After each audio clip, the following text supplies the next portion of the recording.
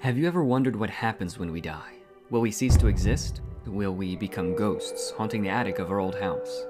Will we be reincarnated as some other creature? The world is filled with ideas about what happens to us when we die. The good news is, we don't just have to guess, because the Bible tells us both where we came from and where we are going. It traces the journey of the soul of man from beginning all the way to eternity.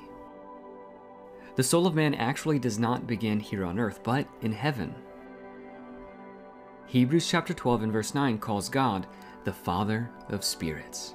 And Ecclesiastes 12:7 states that when we die, the soul or spirit returns to God who gave it.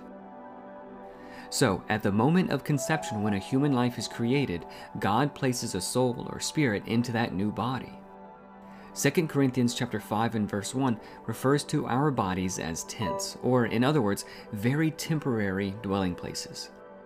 In the moment our soul departs from the physical body is when we die. As James 2:26 says, "The body without the spirit is dead."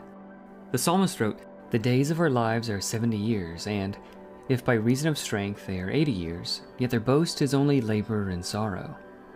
For it is soon cut off, and we fly away." But where do we fly to? According to Jesus in Luke chapter 16, all souls who die, good or bad, go to a place called Hades.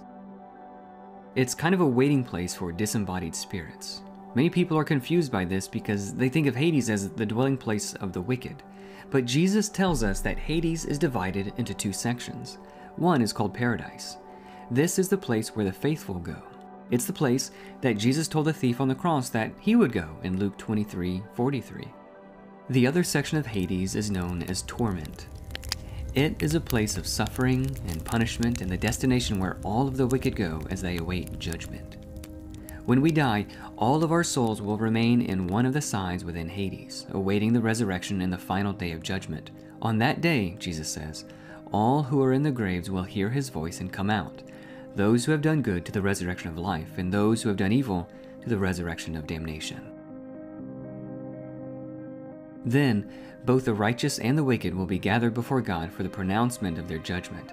At that time, God will reward the righteous by calling them to heaven, a place of eternal comfort and bliss. But the wicked will be sentenced to hell, described as a place of punishment and eternal fire. He will separate people one from another as a shepherd separates the sheep from the goats, and he will place the sheep on his right, but the goats on the left. Then the king will say to those on his right, "Come, you who are blessed by my Father, inherit the kingdom prepared for you from the foundation of the world."